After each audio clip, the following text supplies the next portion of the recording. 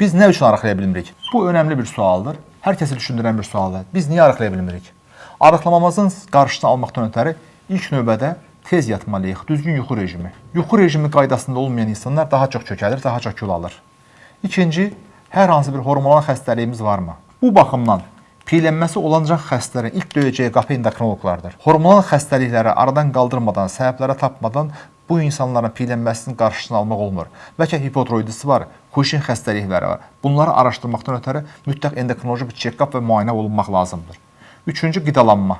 Qidalanmada fast food qidalar, hazır işlənmiş qidalar, kalbasalar, sosislər, enerjiləri yüksək olan içkilər və s. kimi qida məhsullarının orqanizmə qəbulu insulin rezistentliyini artıraraq şəkərli diabetin başlanmasına, artıq çəkinin yaranmağına, bir sıra mübadilə xəstəliklərinə səbəb olur. Dördüncü, stres faktoru. Stres faktoru çox vacibdir. Stres situasiyasında kortizol, adrenalin, böyümə hormonu kimi stres hormonlarının yüksəlməsi orqanizmin kilo almasına səbəb olur. Arıqlaya bilməkdən ötəri yuxu rejimini qaydaya salmaq, fast food qidalardan, duz, un, şəkər, işlənmiş qidalardan uzaqlaşmaq, stres faktorundan uzaqlaşmaq, mobil radiasiyadan uzaqlaşmaq, açıq havada olmaq, ən önəmlisi idman, hərəkətsiz həyat tərzi. Fiziki fəallığın azalması da arıqlamanın istər-istəməz əngəl olacaq bir faktordur.